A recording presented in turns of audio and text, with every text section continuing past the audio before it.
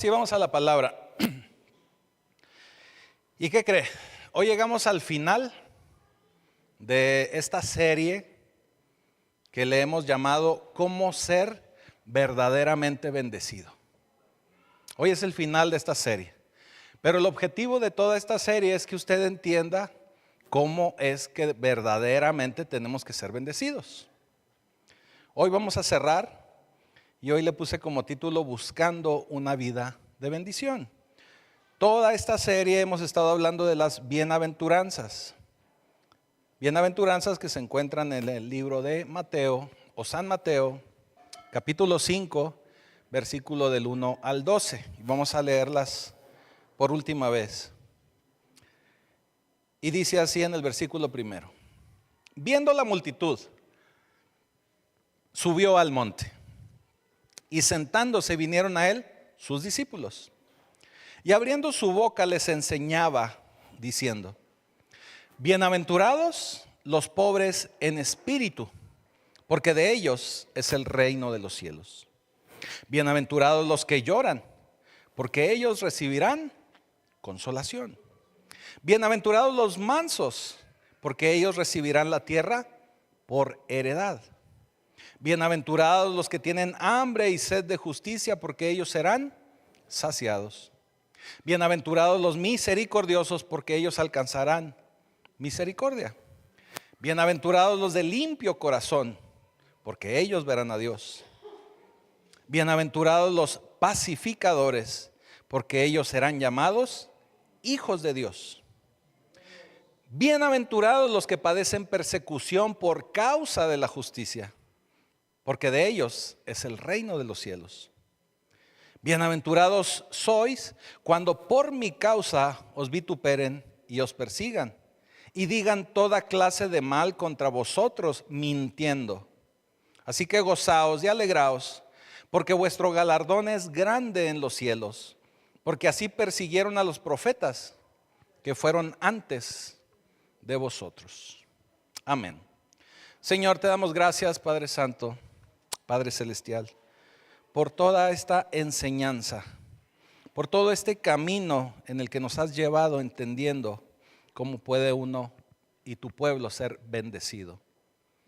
Te damos gracias, Señor, por cada una de las enseñanzas, y permite que además de lo que hoy será aquí derramado, cada una de estas enseñanzas quede guardada en nuestra mente, en nuestro corazón, que las podamos llevar a la práctica. Y te damos ya gracias en el poderoso nombre de Jesucristo. Amén y amén. Y como le decía, esta serie ha sido llamada ¿Cómo ser verdaderamente bendecidos? Hemos tratado de explicar cada una de estas bienaventuranzas, cada una de estas bendiciones. Y a estas alturas ya todos debemos haber entendido, salud, que estas bienaventuranzas, estas bendiciones son cosas más allá de lo material. Son cosas que verdaderamente nos deben de dar la esencia de la bendición. Por eso es que hemos enfatizado en este tema que es el ser verdaderamente bendecidos. Las bienaventuranzas nos enlistan y nos han enseñado cómo debe de ser el carácter de un hombre y una mujer de reino, gente de reino. Y estas bendiciones son verdaderas para todos y cada uno de aquellos que verdaderamente buscamos cómo ser bendecidos. Usted debió haber entendido e iniciamos este recorrido entendiendo que todos debemos de declararnos en una bancarrota espiritual, o sea, quebrados espiritualmente. Porque de esa manera podemos entender que estamos inhabilitados, que no somos autosuficientes para salir de nuestros propios problemas. Necesitamos la ayuda de Dios. Entonces, cuando nosotros entendemos que no podemos solos, es cuando viene la ayuda del cielo y la ayuda del Señor. Cuando nosotros vivimos en esa soberbia donde yo lo puedo, donde yo soy el que lo hago, donde yo soy el que trabajo, pues el Señor dice, bueno, pues no me necesitas, pues dale, ¿verdad? Adelante. Cuando entendemos esa bancarrota espiritual, entonces el Señor nos lleva ahora a llorar debido a nuestros pecados. ¿Por qué? Porque cuando empezamos a llorar acerca de nuestros pecados, el Señor va a venir y nos va a reconfortar. Pero luego dice el Señor, debes de ser manso. Debes de ser manso y someterte a la voluntad de Dios, porque entonces el Señor podrá venir a confiarte la herencia que tiene para ti. ¿Sí? Después debes de tener un deseo insaciable por la justicia, porque es la única forma en que el Señor, cuando tenemos esa hambre del Señor, esa hambre de justicia, entonces es la única hambre que el Señor está interesado en satisfacer. Y es cuando va a venir a ti, a mí, a todos nosotros. Cuando ya el Señor nos satisface en nuestra hambre de justicia, entonces nosotros tenemos que estar dispuestos a satisfacer esa hambre de justicia hacia los demás. Por eso nos dice, bienaventurados los misericordiosos. Eso significa que si tú ya cruzaste por ese puente o ya subiste por esa escalera, pues no la quemes, no la quites. Tenemos que ayudar que más gente pase y cruce por ese mismo puente, que reciba también misericordia. Entonces nos dice, bienaventurados los que son puros, sin engaños, sin disolución, sin diluir, sin mezclar. Porque esa gente, ese tipo de hombre y de mujer tendrá una visión de Dios como su forma de vida. Van a ser los puros de corazón porque ellos verán a Dios y lo van a ver actuando en cada una de sus situaciones y circunstancias. Luego vendrán a Dios por ellos mismos, verán a Dios por ellos mismos y no necesitarán dar testimonio de alguien más, porque usted va a tener su propio testimonio. O sea, ya no va a ser de que, oye, ahí en la congregación, ¿qué crees que va el Adrián? Y el Adrián tuvo un encuentro con el Señor que, ¿para qué te cuento? No, ya usted no va a decir eso. Mira lo que el Señor ha hecho en mi vida. Y déjame te cuento las maravillas que he visto de parte de Él. Porque mi vida ha sido cambiada, ha sido transformada. Entonces usted es el que va a dar testimonio de usted mismo y no de alguien más. Y finalmente, una persona que es verdaderamente bendecida, una persona producirá resistencia al rechazo cuando haya persecución, cuando haya insultos, cuando haya palabras malvadas sobre usted. Y cuando usted logre tener esa resistencia, esa resiliencia, vamos a decir, porque ahora está muy de moda la palabra, usted va a ser doblemente bendecido. Y nos dice el Señor, gócese y alégrese si alguien está hablando de usted. Y sobre todo si está hablando cosas malvadas y está hablando mentira. Gócese, porque usted va a ver a Dios y lo va a ver de dos formas. Lo va a ver como el Señor mete su mano aquí en la tierra para usted, para con usted, pero también cuando usted llegue al cielo en su presencia, usted va a recibir una mayor recompensa ahí en los cielos. Y le acabo de dar un resumen ejecutivo de todas las bienaventuranzas. Así que esa es la esencia de una vida bendecida.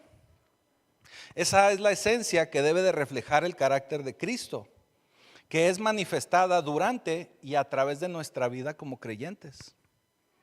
Debemos de manifestar esa esencia. Ahora, el día de hoy vamos a cerrar esta serie buscando una vida de bendición. Caminando en esa vida, pero no solamente caminándola, sino obteniéndola. Obteniendo ese tipo de vida y obteniendo bendición. Es el cierre del día de hoy. Porque mire, una cosa muy distinta es escuchar cada uno de los mensajes y sentir bonito o sentir esperanza.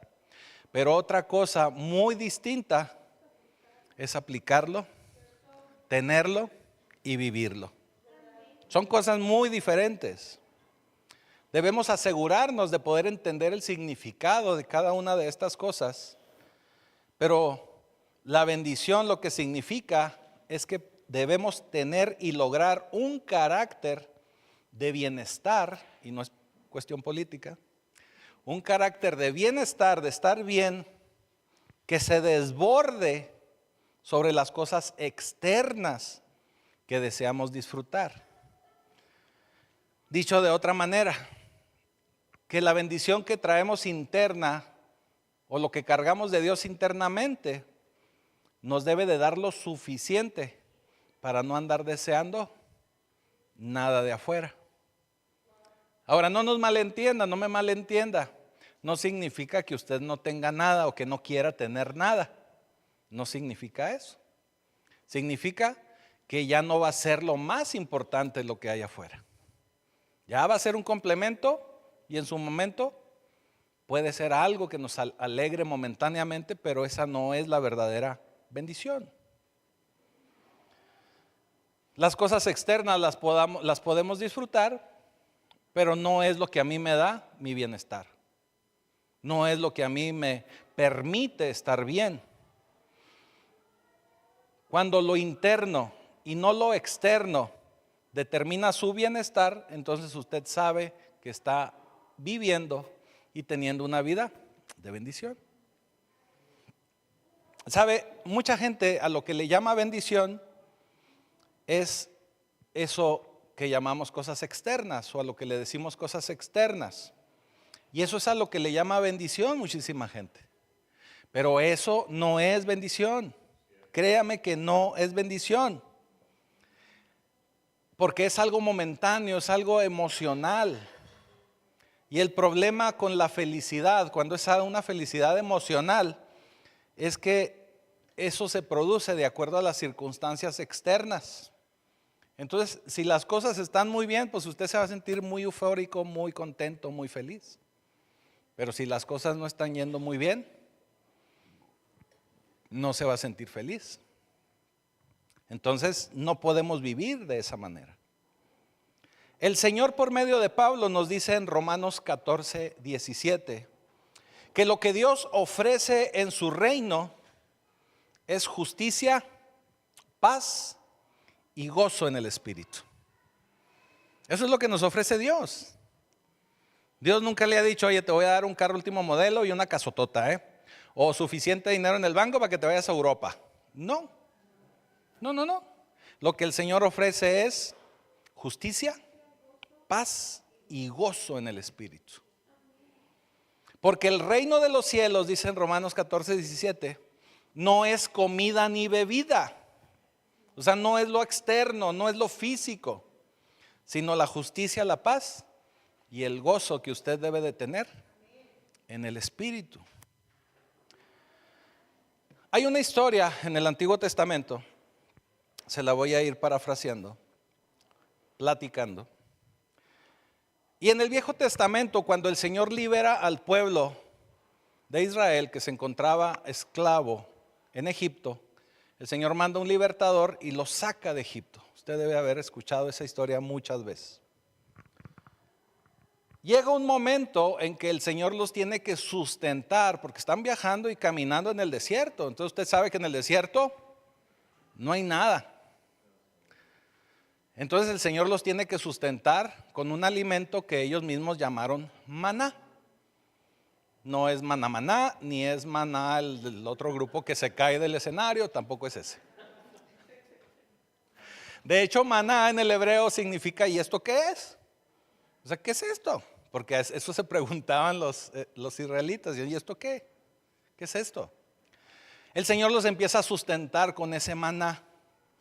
Pero llega un momento en que los israelitas ya no querían maná y empezaron a pedir carne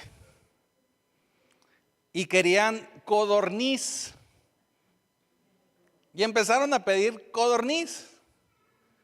Entonces el pueblo de Israel, en lugar de agradecer que el Señor no los estaba dejando morir de hambre, lo que ellos hacían era quejarse. Quejarse. ¿Usted ha conocido gente que se queja?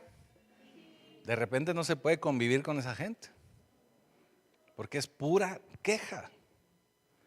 El pueblo de Israel empieza a quejarse, pasaban todo el día quejándose. Decían, es que el maná no lo quiero. Como niños chiquitos, ¿verdad? No me gusta.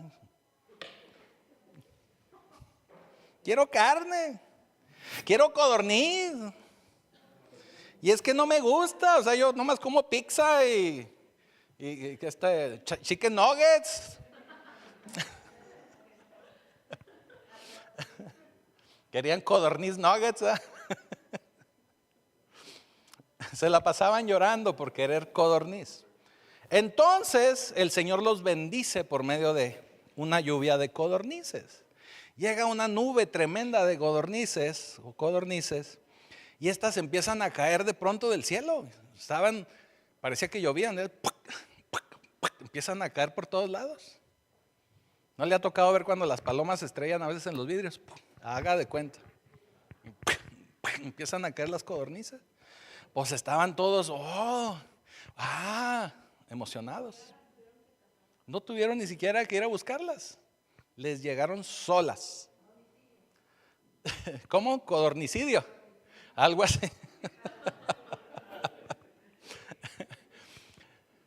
Y el Señor les envía las codornices, pero después de que les envía las codornices que ellos estaban pidiendo, que ellos querían, el Señor les envía una plaga.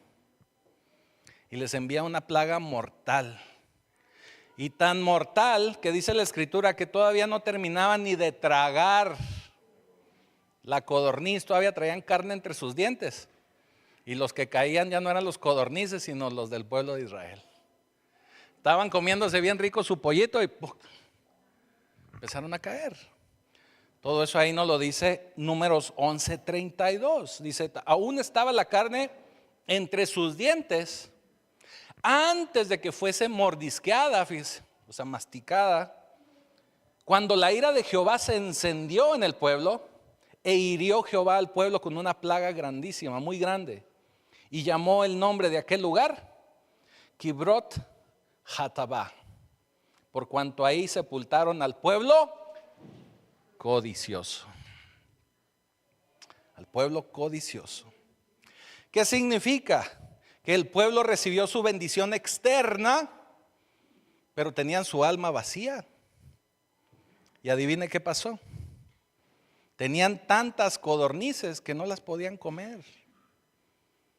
¿Usted ha sabido de gente que tiene tanto dinero en el banco que se mueren y ahí se quedó el dinero en el banco? Digo, por ponerle un ejemplo. Empezaron a enfermar y a morir. Lo que ellos pensaron que era una maldición, una bendición, se convirtió en una maldición. Así que puedo decir que algunos de los que estamos aquí, lo que hemos pensado a veces como bendición, luego se convierte en más problemas para nuestra vida. Y dígame si no es verdad. O cuando pensamos que la felicidad nos la va a dar una casa nueva, o un carro nuevo, o un outfit nuevo, o unos zapatos, o lo que usted guste. Usted sabe que a lo mejor el primer día se va a emocionar y se lo va a poner, pero van a pasar los días y ya no va a ser bendición. Va a renegar porque la casa le fuga agua, que porque la gotera de la regadera, que porque el carro ya se le descompuso y que está en el taller. ¿Sí o no? Son cosas externas. Y todo eso se convierte en una maldición cuando no estamos preparados para lidiar con la bendición. Cualquier cosa que usted reciba externa no le va a durar mucho el gusto. No va a tardar mucho tiempo en que en lugar de convertirse de bendición a una carga que usted va a tener. Ahora, no me malentienda, no hay nada de malo en comer codornices. Pero lo que el pueblo necesitaba era estar agradecido con el maná que estaba recibiendo. Si usted necesita una mejor vida, una mejor situación financiera, un mejor auto, una mejor casa, no hay nada de malo en quererlo. Pero entre el tiempo que le llegue, usted tiene que bendecir al Señor y agradecer por lo que ya tiene. No quejarse. Ahora, ahí viene la Navidad, ¿verdad? Ahorita me decía una hermana, nos falta un mes, le digo yo, un mes, un día, para que llegue Navidad. En la Navidad hay algo que yo la verdad nunca he entendido. Por eso se lo voy a decir para que usted me ayude a pensarlo. ¿Por qué? Esta es la pregunta. ¿Por qué se envuelven los regalos? ¿Para qué esa sorpresa? ¿A nadie le importa la envoltura? O sea, exacto. No entiendo, además, fíjese, no entiendo por qué los envuelven y no entiendo por qué todavía le van y le pagan a alguien para que se lo envuelva. ¿Sí me estoy explicando? Mejor agréguele el dinero ahí, el regalo. ¿Usted los envuelve?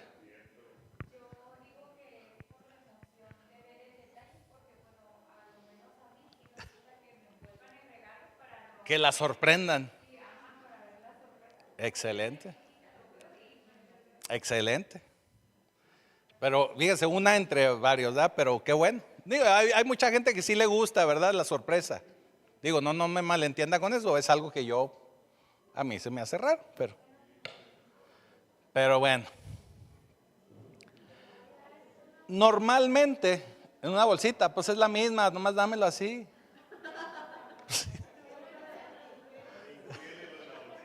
Inclúyele ahí lo del costo de la envoltura.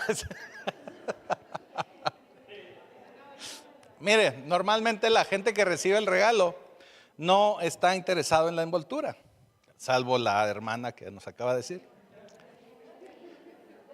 Porque usted sí, porque la mayoría de la gente, bueno, voy a decir hablar mayorías, porque puede haber excepciones. La mayoría de la gente no ve el regalo y dice, ay, qué bonito, está envuelto. No, lo agarran y lo rompen para ver qué hay adentro. ¿Cierto? ¿Cuál es la clásica broma de los niños? Que usted les regala un regalo caro y terminan jugando con la caja. Terminan jugando con la caja. O sea, la envoltura se convierte meramente en un camuflaje, ¿verdad? De lo que hay ahí adentro. Lo que realmente interesa es lo que hay en el interior. No se hace mucho alboroto por las envolturas, ni por quién lo envolvió. Así que lo que Dios, voy a usarle esta referencia, lo que Dios quiere saber no es cómo está usted envuelto. Lo que a Dios le interesa es lo que hay en su interior. El Señor no está interesado en cómo se envuelve usted. Digo, porque habrá gente que se envuelve muy bonito y se envuelve hasta con ropa de marca y zapatos de marca y etcétera, etcétera. Está bien, tampoco nada de malo con eso. Pero al Señor no le interesa eso. Puede haber muchísimos papeles muy caros y muy llamativos, pero lo que al Señor le interesa es que haya algo en el interior. Hay mucha gente que envuelve regalos vacíos para ponerlos de adorno abajo del árbol de Navidad. Y usted llega y ve en esas casas esos arbolotes y los regalos y wow, qué bonito. Pues las cajas están vacías. Usted se puede encontrar a una persona que trae la Biblia bajo el brazo, muy envuelto, muy bonito de cristiano, pero usted no sabe lo que hay adentro. No sabe lo que hay adentro. Me consta que hay mucha gente que conocemos que se ven muy lindos envueltos, pero usted no alcanza a ver que no hay nada en el interior. Y desafortunadamente, esa es la bendición que la mayoría de la gente busca: la envoltura, lo de afuera, lo externo. No quieren ser verdaderamente bendecidos, nomás quieren verse bien, solo quieren verse bonitos, pero no quieren tener nada en su interior. Lo que el Señor nos dice es que la verdadera bendición tiene que iniciar en el interior y avanzar y caminar hacia el exterior. Porque ahí, en el interior, se descubre la suficiencia de la divinidad de Dios, la suficiencia del Espíritu Santo. Donde el exterior lo que usted debe reflejar en el exterior es lo que viene de adentro. Porque el Señor se estableció en su interior. Porque el Señor dejó algo ahí en su interior para que usted pueda resistir las pruebas, para que usted pueda resistir los problemas. Mire, es como, no sé si a usted le ha tocado ver, o los que tienen niños pequeños. En la actualidad se utiliza mucho que en los consultorios, sobre todo los de pediatras, llega usted al consultorio y hay una área de juegos. Sobre todo de los niños, ¿verdad? De pediatras. ¿Por qué ponen esa sala de juegos ahí en el consultorio? Porque para la mayoría de los niños ir al doctor les genera un problema, les genera un conflicto, no quieren ir. Lo relacionan con medicinas, con inyecciones, con cosas de ese tipo y no quieren ir. Entonces, ¿qué hacen los médicos? Ponen un lugar de juego para que los niños vayan, empiezan a jugar, se distraen en ese momento doloroso, porque a veces hasta fiebre traen, enfermitos, catarros. Están jugando en lo que les toca la consulta y ya la consulta es menos. Por lo menos evitaron todo ese sufrimiento de esperar a que el doctor los pase. Sí, porque luego se avientan ahí buen rato. Entonces, ¿qué hace el Señor con nosotros, con cada uno de ustedes, conmigo, con todos? Él planta un lugar de juegos, un área de juegos del Espíritu Santo en su vida, en su alma, para que cuando usted esté atravesando por momentos difíciles, eso lo pueda usted sustentar para que no viva con tanto sufrimiento. Porque usted está basado y soportado y sustentado en lo que hay en su interior. No importa lo que está sucediendo a su alrededor. Lo que hace la sala de juegos es darnos un gozo delante de alguna situación. Lo que Dios dice es que para ser verdaderamente bendecidos, las cosas tal vez no van a ser como a ti, como a mí, como a nosotros nos gusta. Que normalmente no son. Pero cuando el Señor instala su Espíritu Santo dentro de tu alma, es como si Él pusiera ahí un área de juegos para distraerte del dolor, para distraerte de tanto problema, para distraerte de la provisión, hasta que llegue ese cambio y te dé a ti la sanidad y la bendición que estás esperando. Pero en el ínter, pues el Espíritu Santo está ahí trabajando en ti, en tu interior, obrando desde el interior de tu vida. El Señor en Juan 10:10 hace una declaración asombrosa. Y esa declaración es algo que debemos atesorar, porque dice el Señor: yo he venido para que tengan vida y para que la tengan en abundancia. Para que tengan vida y la tengan en abundancia. Así que la meta de Dios para cada uno de nosotros como creyentes es que podamos tener una vida abundante. En otras palabras, el Señor nos dice: no vengo a darles vida solo para que tengan vida. No vengo a darles la vida solo para que ahí la vayan pasando. No vengo a darles vida solo para que caminen y avancen ahí en su vida. No. He venido a darles una vida, y una vida en abundancia. Abundantemente. Cuando leímos el libro de Juan, estudiamos el libro de Juan los miércoles, veíamos un pasaje donde el Señor nos dice que Él nos da gracia sobre gracia.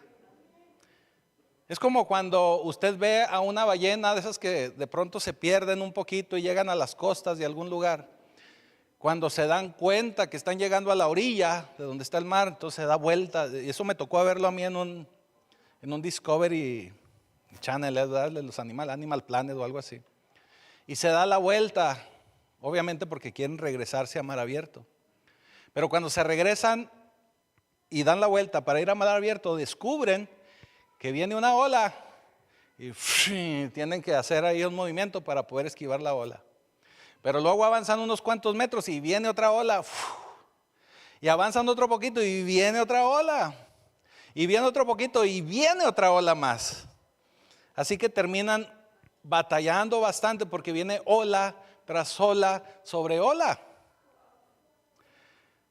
Pero aún así, las ballenas siguen adelante en su ruta porque es la naturaleza. Ahora, cuando el Señor viene y te dice, no solo vengo a darte vida, sino vengo a darte vida. Y si esta vida se agota, vida. Y si esta vida se agota, vida. Y si esta vida se agota, más vida. Y si esa vida te agota, más vida todavía. Eso es lo que viene el Señor a decirte. Vengo a darte una vida abundante y rebosante. Y lo rebosado, déjame te digo, pacto vivo, que debe ser tu estado natural. Esa debe de ser tu vida con el Señor, porque esa es la promesa. Ahora usted se debe de estar preguntando, porque ya vi varias caras así con cara de pregunta. ¿Y cómo puedo obtener yo una vida abundante o una vida que Dios promete en abundancia? Una vida bendecida. Bueno, pues lo primero es que usted tiene que iniciar en el lugar correcto. ¿Y qué acabamos de decir? Que tiene que iniciar del interior hacia el exterior. Porque lo que Dios ofrece no son comidas ni bebidas. Tiene que ser algo que venga de adentro hacia afuera. Significa que debe usted de iniciar con el Espíritu Santo haciendo en su corazón y en su persona lo que es prioridad para el Señor.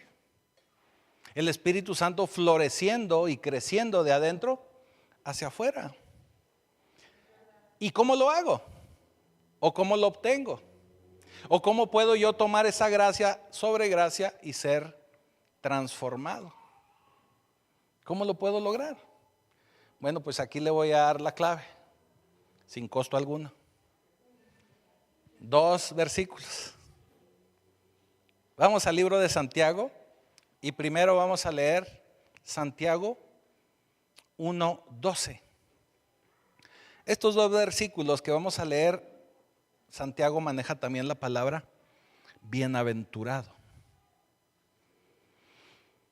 Y dice Santiago 1:12, bienaventurado el varón que soporta la tentación. Porque cuando haya resistido la prueba, recibirá la corona de vida que Dios ha prometido a los que le aman. En palabras de la Biblia, Pedro Tarango diría algo así como, bienaventurado el varón que no se come el primer tamal. Sí. Mire, normalmente yo les pongo este ejemplo. Cuando usted está en dieta y que se vienen estas fechas de Navidad donde abundan los tamales, pero usted está en dieta y le sirven el primer tamal, y usted al primer tamal, aunque lo vea así bien rico, con bastante carnita, sudadito, recién sacado de la olla, y como sabe usted que está en dieta, usted le dice al tamal, no, muchas gracias. ¿Ya la hizo? De veras que ya la hizo. Porque si se come el primer tamal y dice, bueno, está bien uno no es ninguno, se va a terminar la docena, hermano. Se lo puedo asegurar. Lo mismo sucede con el pecado. Si usted llega a cometer un pecado, cae el que usted piense o esté pensando y piensa que nadie se dio cuenta, ¿qué cree? Va a caer una segunda, una tercera y unas muchas veces más. Por eso aquí dice Santiago, bienaventurado el varón que soporta la tentación, porque cuando haya resistido la prueba, recibirá la corona de vida que Dios ha prometido a los que le aman. Esa es la bendición para la persona que persevera, que se esfuerza en tener una vida de acuerdo al Evangelio, una vida de acuerdo a Cristo, porque perseveran en las pruebas y pasan las pruebas. ¿Sí? Por difíciles que éstas sean. Segundo versículo, Santiago 1:25. Mas el que mira atentamente en la perfecta ley, la de la libertad, y persevera en ella, no siendo oidor olvidadizo, sino hacedor de la obra, este será bienaventurado en lo que hace. Mire la conexión que hay aquí entre estos dos versículos. Obviamente los dos dicen bienaventurado, pero aquí vamos a tratar de conectar estos dos versículos, porque deben de suceder dos cosas. Usted se debe de beneficiar principalmente por la situación que la mayoría de nosotros conocemos y le decimos prueba. Y usted me puede decir, pero ¿cómo me voy a beneficiar yo de una prueba? Si las pruebas no las quiero ni pasar, es más, no las quiero ni nombrar, ¿verdad? Porque no nos gustan las pruebas. No nos gustan las situaciones en las que a veces nos mete Dios. Pero en el verso 2 de este primer capítulo de Santiago, dice Santiago, hermanos míos, tened por sumo gozo, o sea, alégrense cuando se encuentren, cuando os halléis en diversas pruebas. O sea, cuando el Señor los ponga en una prueba, no se queje y no la evite, gócese. Y usted va a decir, ay, híjole, pues como que, qué difícil. Duele, y duele bastante. Fácil no es. No es. Mucha gente o la mayoría de la gente no hace esto. ¿Por qué? Porque las pruebas generalmente, desde el punto de vista emocional de nosotros, lo vemos como situaciones muy negativas y no las queremos vivir. Pensamos que es negativo, inclusive pensamos que esas pruebas son de Satanás y le echamos la culpa al chamuco y el chamuco ni cuenta se da. Y voltean a ver aquí que oye, aquí que le está echando la culpa, le dicen a Satanás. Yo ni hice nada. ¿Sí me estoy explicando? Entonces por eso dice Santiago, gócese. Déjeme le intento explicar ahora esta parte.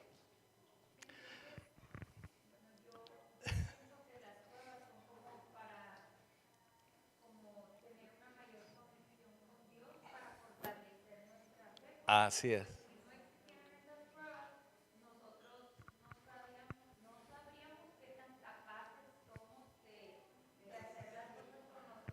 Exacto.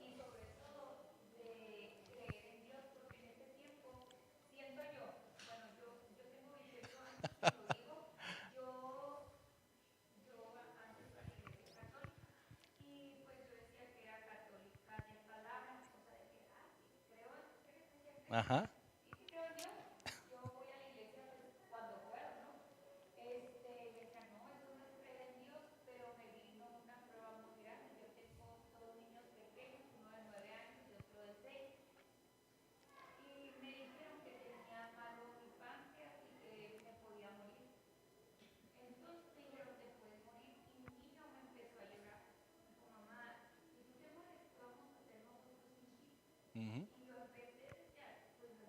Y el Señor le empezó a hablar. Okay. Déjeme continuar porque aquí lo voy a contestar. Porque aquí le voy a contestar y está muy lindo su testimonio, pero ¿qué onda con el Señor? Mire, déjeme le explico. Y aquí le voy a contestar y le voy a contestar a todos. Cuando el Señor libera al pueblo de Egipto, ¿sí? Ubíquense aquí otra vez. Cuando el Señor libera al pueblo de Egipto, el pueblo de Egipto, tenemos que recordar que estuvieron atrapados en Egipto por más de 400 años. Así que el Señor los libera de una manera sobrenatural.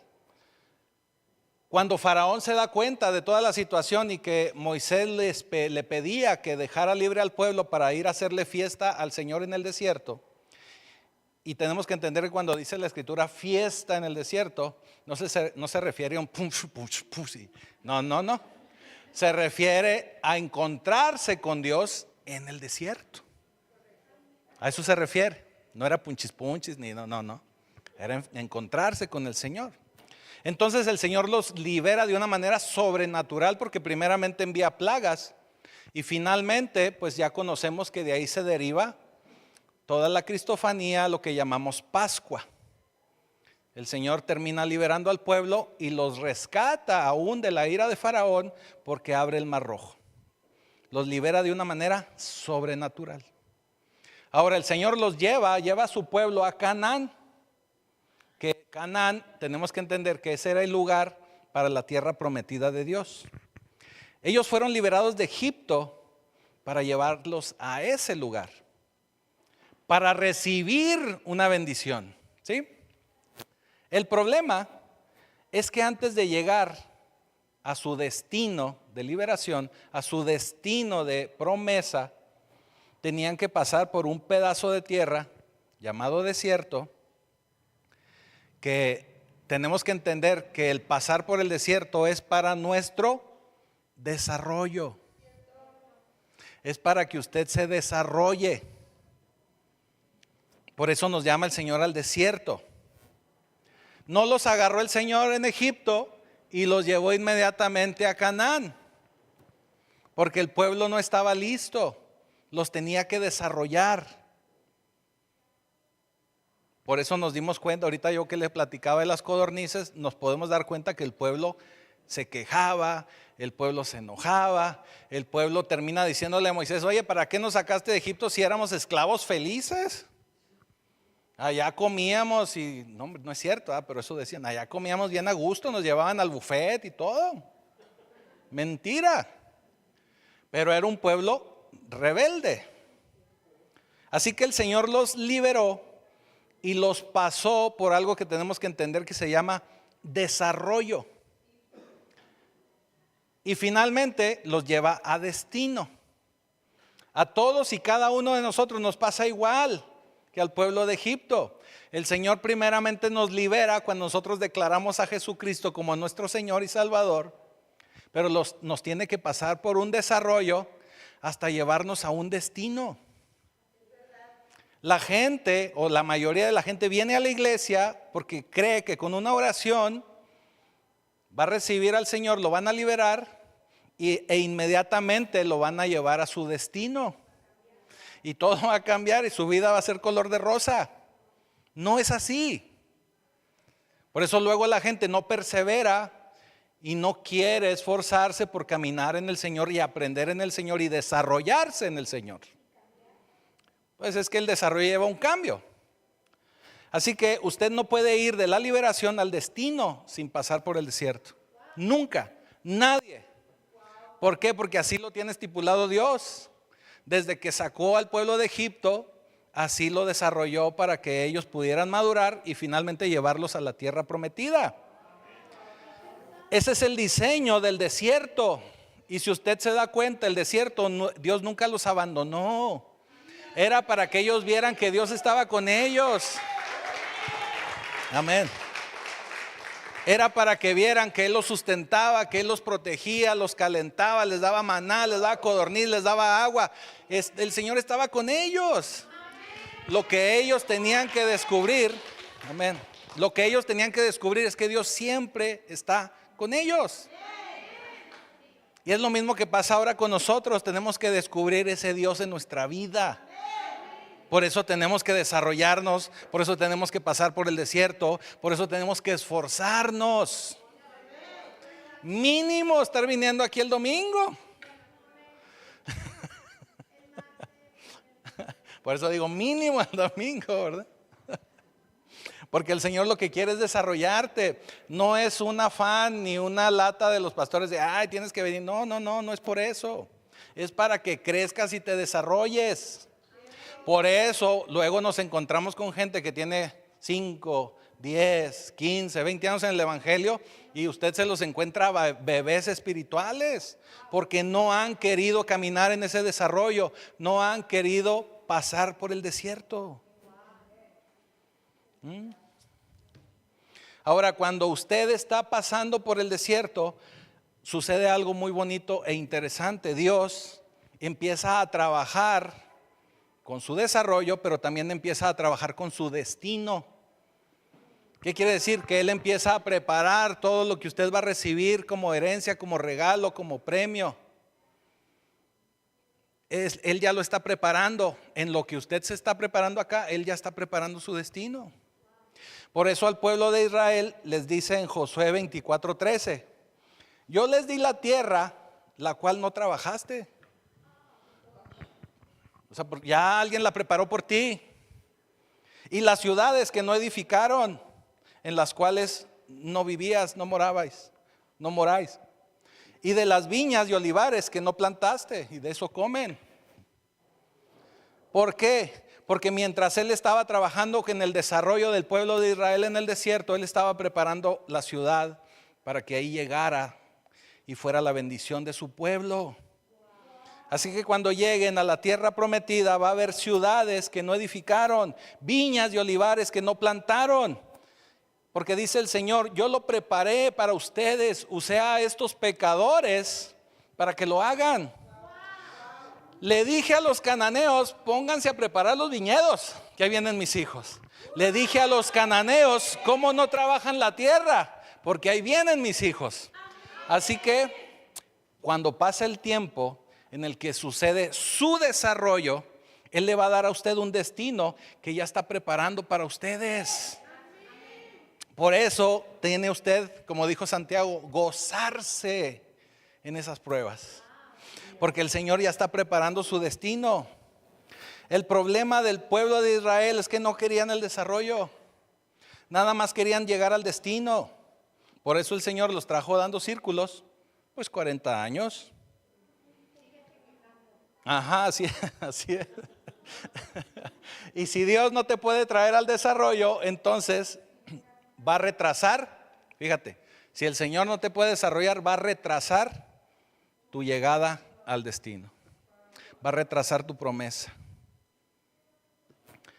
En alguna ocasión, y creo que ya se los había platicado, pero creo que antes les dije que era un burrito, vamos a cambiarlo. Sucede que había un pozo en un lugar ahí en Valsequillo. Y cae un perro en el pozo. Pobrecito perro. Lloraba y lloraba. Llorar y llorar. De ahí se inspiró el salmista cuando escribió esa canción. Llorar y llorar. Después le dijo un arriero de Valsequillo. Bueno, lloraba y lloraba. Entonces dijo, bueno, como ya no lo voy a poder rescatar, no hay manera de sacarlo de ahí, lo que voy a hacer es tapar para que si ya que muera el perrito, pues por lo menos que no huela mal, ¿verdad? Entonces empieza el granjero y echa una palada, ¿verdad? A lo que el perrito recibe la tierra, se sacude y pisa. Así, se sacude y pisa. Sí, ya todos vieron. Lo voy a seguir haciendo. O sea, el granjero otra vez, tierra, el perrito se sacude y pisa. Tierra y pisa. Tierra y pisa. Llegó un momento en que tierra pisa y salió del pozo.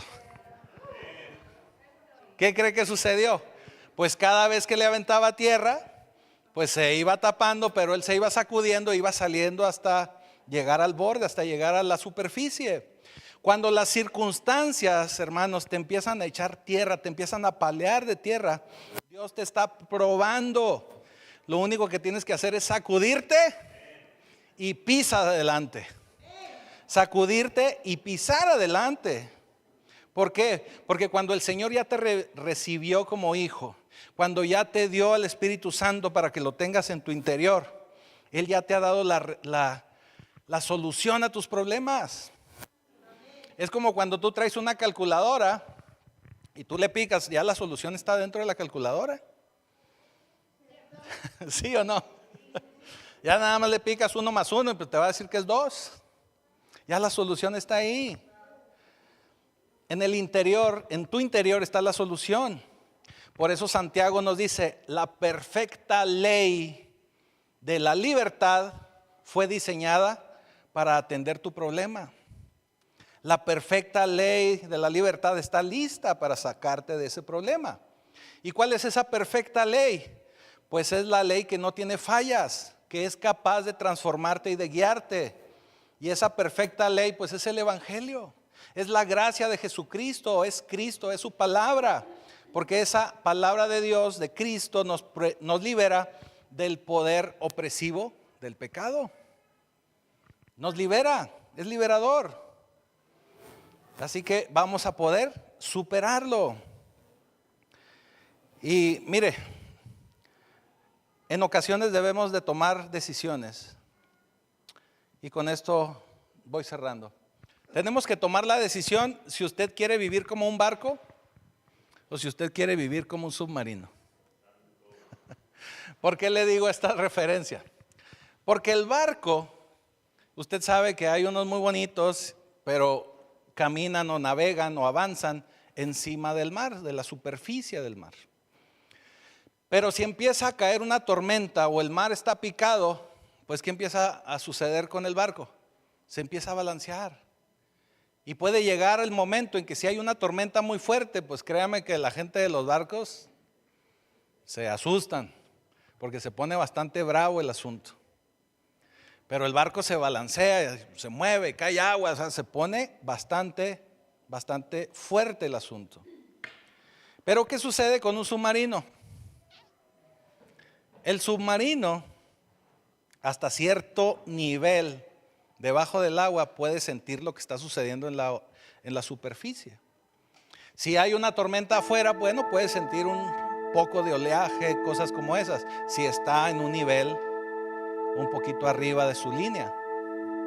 Pero si se ponen las cosas muy duras, si se pone la cosa difícil, el submarino lo único que tiene que hacer es bajar un poco más. Y baja un poco más y toma un poquito más profundidad de su interior, en su interior, y usted empieza a meterse en su interior, y las cosas que suceden afuera, no importa que haya un tormentón, no importa la problemática que esté, no importa si el gobierno, no importa que si los políticos, no importa que si lo económico, no importa que si nada, porque usted está tan profundo que no importa la situación que está ocurriendo allá afuera. Por eso Dios no quiere que usted sea un barco balanceándose según las olas, según lo traen para allá o para acá. Tenemos que recordar que la Escritura nos dice que no debemos ser como las olas, que van y vienen. Por eso Él busca que nosotros podamos ser como un submarino, que resistamos en la profundidad, que resistamos con lo que hay en nuestro interior, para que aunque se agiten las aguas, usted puede mantener siempre el control de su vida. Y sobre todo porque usted tiene algo en su interior que no depende de lo que hay allá afuera, en lo externo.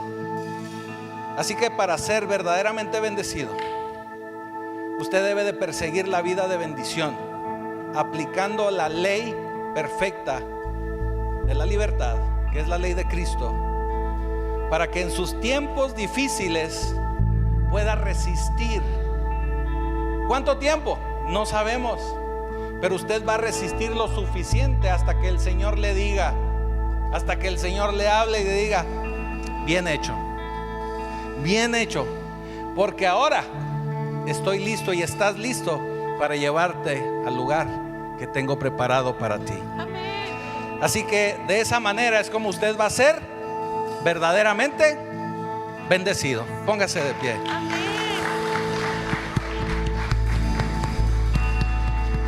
Bendito Señor, Padre Celestial, te damos gracias, Señor, porque sabemos que tú eres el más interesado en que todos y cada uno de nosotros podamos llegar a destino. Para que todos y cada uno de nosotros, después de ser liberados y que nos has llevado por un proceso en nuestra vida, vamos a llegar bendecidos, bienaventurados a ese lugar que tú ya tienes para cada uno de nosotros. Te damos gracias por este pueblo, por este remanente llamado Pacto Vivo. Te doy gracias por cada uno de ellos, los bendigo en tu nombre. Y te damos ya gracias, Señor, en el poderoso nombre de Jesucristo. Amén.